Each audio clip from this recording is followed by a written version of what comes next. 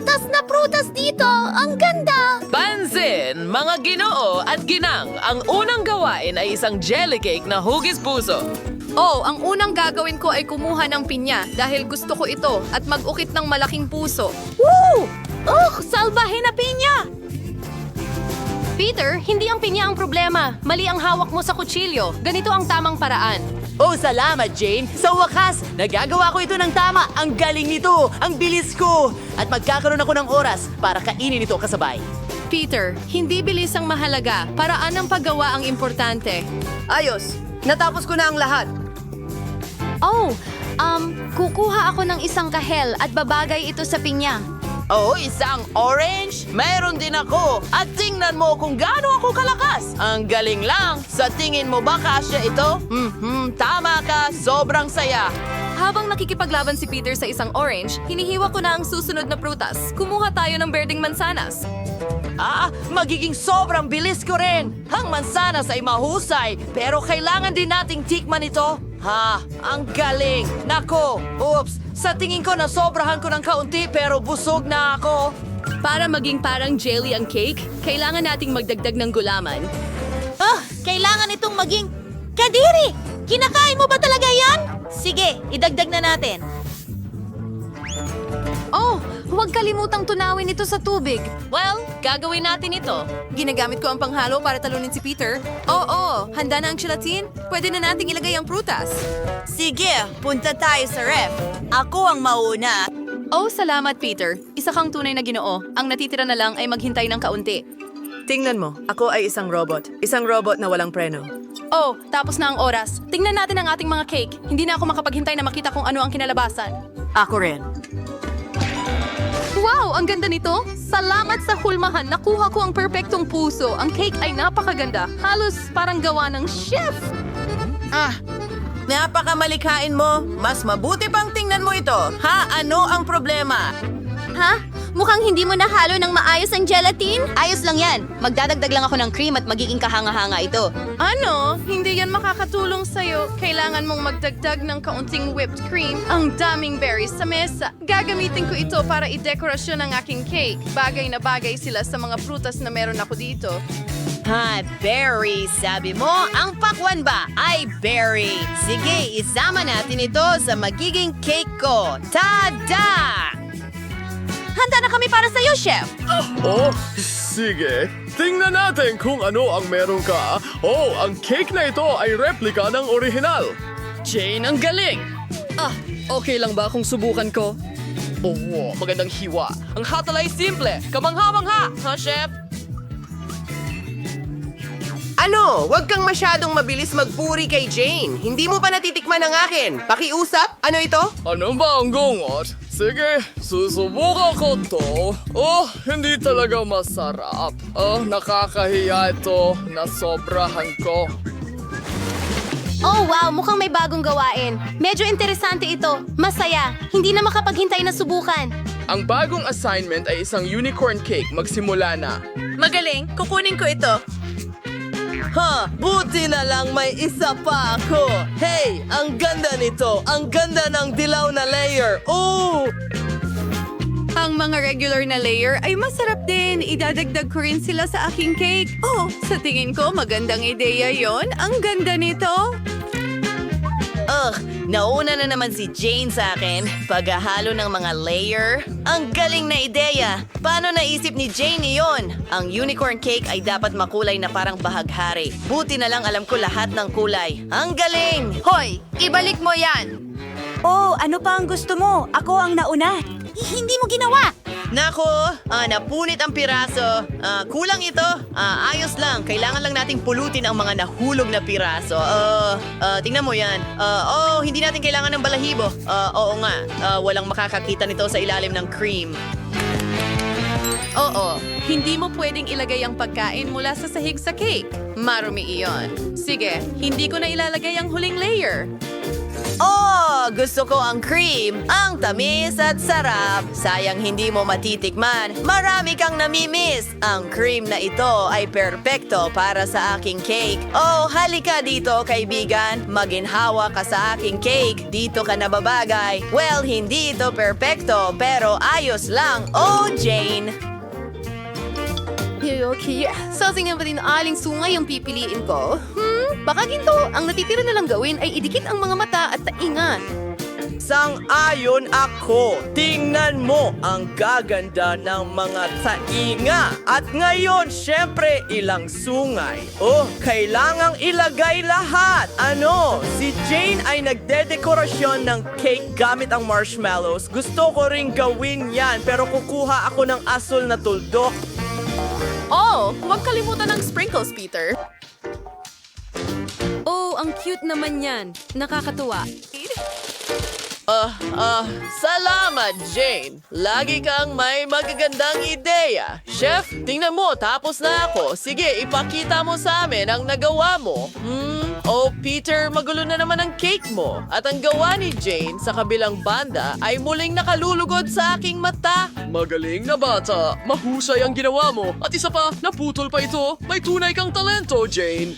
Talagang natutuwa ako. Oh, Peter, sige, ibigay mo sa akin ang cake mo. Nakakainis, Kadiri! Galing ba sa sahig ang pagkain na yan? Pasensya na, pero si Jane ang panalo. Binabati kita. Yui, sinubukan ko ng husto. Ano kayang naghihintay sa atin?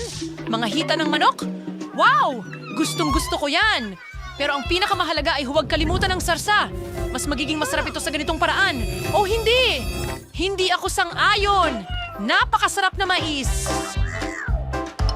Si Salty Cry is Solis in Soccer. Tignan mo ang nakuha ko. Pagkatapos, dapat kang magsimula. Sige. Nagtataka ako kung bakit hindi umagos ang aking soda. Mukhang hindi ito likido. Ano ang gagawin ko ngayon? Oh, wow! Ito ay jelly! Woo! Oops! Aksidente kong natamaan ang noo ko. Ingat, John! At ibahagi mo sa amin ang iyong merienda.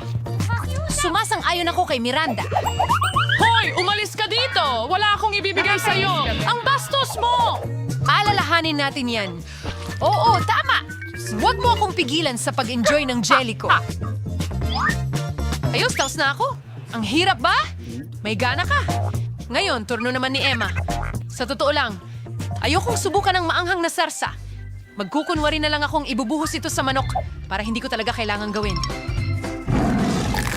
Naku, hindi obra ang trick na yan sa amin. Sige, Emma. Ang sarsa na ito ay na... Sigurado akong napakainit. Wow, tingnan mo yan! Biglang lumiwanag ang ilaw! Magiging mahirap para sa akin pero kailangan kong gawin ito. Isipin mo na lang na ito'y isang regular na pakpak ng manok na walang sarsa. Nasusunog ako. Wow! Sa tingin ko, umalsa na ang mais ko. Naging popcorn ako. Nakalimutan mo na ba? Hindi ko masabi. Nakakatuwang alinlangan ito. Hawak ko na ang lahat. Pinatigil kita. Salamat, John. Nasunog ang mga hita ng manok ko hanggang sa Pero may popcorn na ako ngayon. Kailangan mo laging tumingin sa magandang panig. Ang lutong nito! Ang galing! Gusto rin naming sumubok. Oo nga! Huwag ilagay ang mga kamay. Akin ito. At hindi ko... ibahagi. Tingnan mo ito, Ang John. mga tinga ni Miranda ay naging dilaw. Bakit ka nakatingin sa akin Actually, nagbago rin ang kulay ng iyong tainga. Ganun ba? Grabe. Tingnan Hindi natin ko kung ano ang inaasahan naghihintay sa atin ngayon. What berry gum? Kaya ayang surprise. Masarap to. Oo, pero ang liit ng gilagid mo. At napakalaki ng pakwan ko. Mga kaibigan, swerte kayo. Hindi ko masabi ang pareho para sa akin. Mayroon akong isang buong mangkok na puno ng mga bulati dito. Sana magustuhan mo, Miranda. Ibulat mo ang iyong bibig. Tago mo yan. Ayoko kumain ng mga buhay na bulate. Hindi, wala kang pagpipilian. Kaya payo ko magmadali ka. Salamat ng marami. Pero sa tingin ko, hindi makakatulong ang payo mo sa akin ngayon. Hindi yun nakakatulong sa pakiramdam ko. I-imagine mo na lang na masarap ito. Ay, ang kadiri. Hindi nakakatulong yan. Tama na. Sawa na ako. Hindi ako pwedeng sumuko sa kalagitnaan. Kailangan mong tapusin ang trabaho. Napakawalang kwentang payo naman yan. Diyan, hindi mo ako tinutulungan. Sinasabotahe mo ang lahat. Gumagalaw-galaw itong mga bulate sa bibig ko. Hindi ko na kaya. Paano mo nagawa iyon? Baliw. Hindi namin magagawa iyon. Aalala ko itong bangungot na ito habang buhay. Wala pa akong nakain na mas masahol pa dito. Ngayon ang mga uod ay nakabara sa lalamunan ko. Hindi ako makahinga. Hindi mo naman kailangang idura ito sa mukha ko. Pasensya na, aksidente lang ito. Pero ngayon, pwede ka nang umalis. Salamat, Miranda. Nahati ko na ang pakwan sa dalawa. Ngayon, makakain ko na ito. Mga ugat. Ang bango, naalala ko ang tag-init. Ayoko mang sabihin sa'yo, John, pero pula ang kulay. Kaya sa akin talaga ang pakwan na yan. Kaya kakainin ko na ito. Ibibigay ko sa'yo ang berdeng balat. Pero hindi yan patas. Dahil ako ay... Nakuha ko ang pakwan. Ang buhay sa pangkalahatan ay medyo hindi patas. Tanggapin mo na lang. Heto, kunin mo ang mga balat. Wala silang halong pula. Hindi mo kailangan magpasalamat sa akin. Ayoko na makipag-ugnay sa inyo. Pinagtatawanan niyo ako. At napakapait ng balat. Hindi ko ito kakainin. Kung gayon, desisyon mo yan. Wala akong pinipilit. Ito ay was sa lawyer. Mga natira mo, Emma. Miranda, isipin mo na lang ito na nakakatawa. Nakakatawa kayo. Mapapatawa na talaga ako. Oh, muntik ko nang makalimutan ang chewing gum ko. Lagi siyang nakakakuha ng mga pinakamagandang bagay. Huwag mainggit. Panoorin mo lang akong bumuga ng mga bula. Oh, maganda ito. Panahon na para ilagay si Emma sa kanyang lugar. Ngayon, maghihiganti tayo sa kanya para sa lahat. Hindi ko makita ang anuman. Pumutok ang aking chewing gum. Ikaw ang uupo sa pula, Emma. Wow, may kulay ang mga leeg namin. Sa harap ko, handa na kami. Taara na. Alimango ito. Nakakatakot talaga. Talagang natatakot ako dito. Ibabalik ko na ito ngayon. Kahit paano alam mo kung ano ang nakuha mo. Hindi ko talaga ito maintindihan. Pero mukhang astig. Amoy ko ang pritong patatas. Sarap. Sa wakas, nakakuha ako ng masarap na pagkain. Sige, Miranda. Aalisin ka namin. Minsan, mababait kayo. Ang mga fries na ito Ang ay sobrang... init-init pa na parang kakatapos lang mula sa oven. Gustong-gusto ko ito. Handa na akong kainin ang buong plato mag-isa. Panahon na para ayusin ko rin ang pagkain ko. Oh, ito ay isang matamis na lollipop. Tingnan natin kung ano ang nandito. Oh, Pop Rocks! Astig! Mas masarap ang lollipop na ito ngayon. Ang labo naman! Ang lahat ay may masarap na merienda maliban sa akin at kailangan kong kainin ang nakakatakot na alimango na ito. Bakit ang buhay ay hindi patas? Oh, masakit yun! nakakainis. Halos mabasag ang ngipin ko. May magandang ideya ako. Gustong-gusto ko ang french fries. Ito ang pinakamagandang treat. Gusto ko pa at pa. Weird. Nasa na ang aking plato? Emma, kinuha mo ba ito? Sa totoo lang, hindi ako. Ito ang aking alimango. Pasensya na.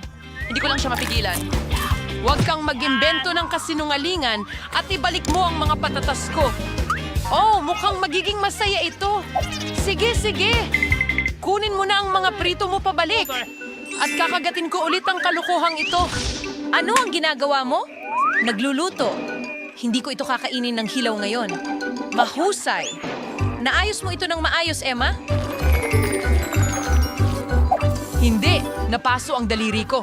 Ang init nito. Kailangan kong hipan ito. Mabuti na lang at may sipit ako. Ngayon, madali kong makukuha ang alimango mula sa mainit na kumukulong tubig. Mabango ito. Sigurado akong magugustuhan ko ang lasa nito ngayon. Emma, hindi namin alam na mahusay kang magluto. Pwede ba naming tikman?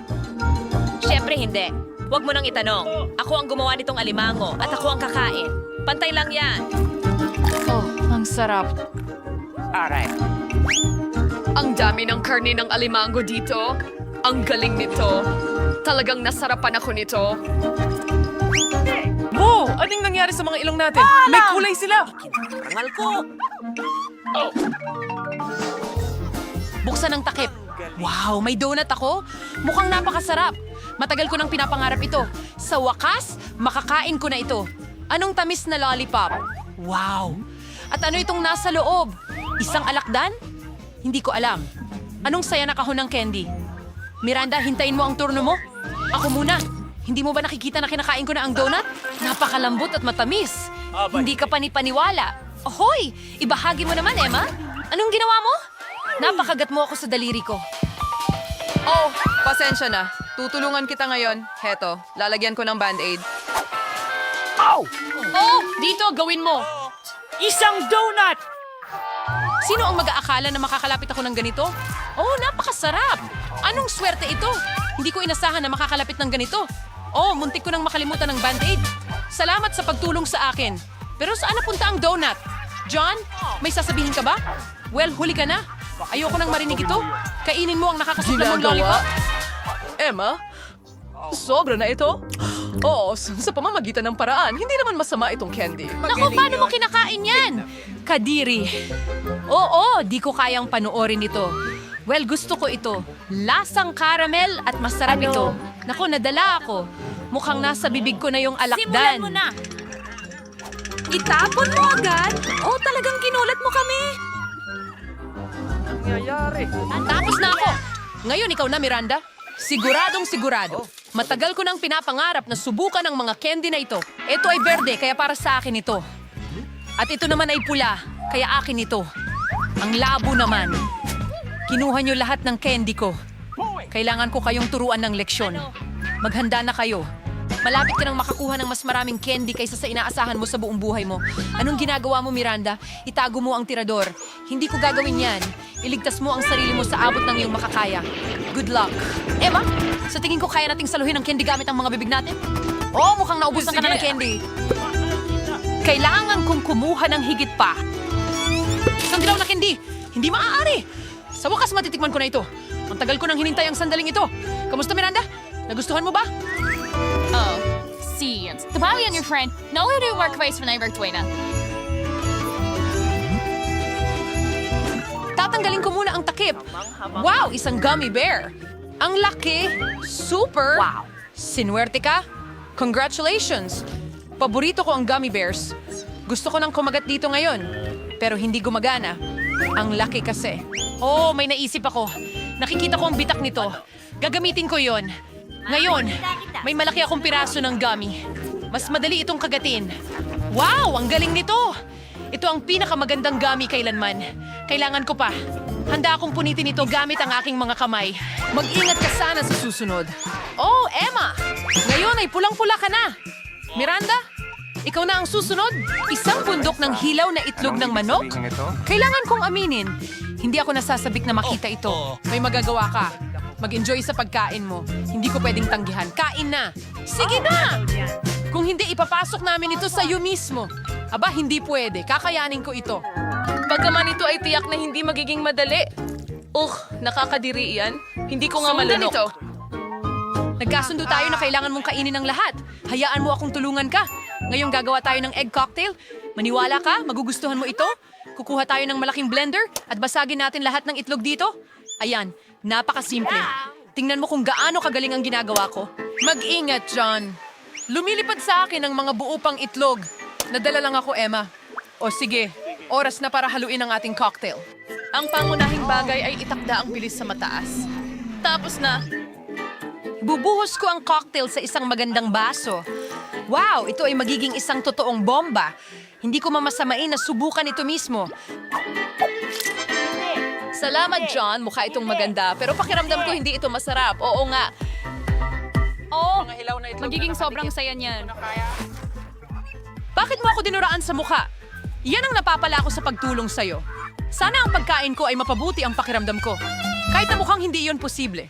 Sa totoo lang, mga berdeng gisantes lang ito. Ayoko nito kahit konti. Ubusin mo, John. Sabi mo mismo na iyon ang mga patakaran. Kailaning recover na ang buka ng garpon at hindi ko kaya magpapasa ako. TL. Ganun lang kasimple. Kita mo? Isa at tapos. Heto na. Salamat ng marami, Emma. Ano ang gagawin ko kung wala ka? Malamang hindi ko kakainin ang mga nakakadiring gisantes na ito ngayon. Baka pwede ko siyang bigyan ng pagkakataon. Oo. Hindi pala to kasing sama ng akala ko. Kaya kong kainin ang buong garapon ng sabay-sabay. Hindi ko akalaing magugustuhan mo ito ng gusto. Medyo maganda ito. Ay, anong nangyayari sa akin? Parang nahahangin ako. Pasensya na. Hindi ko na mapigilan. Bakit hindi mo ginawa yan? hati kayo ay mas daring hiningaw. Pasensya na. Sa tingin ko ito na ang wakas.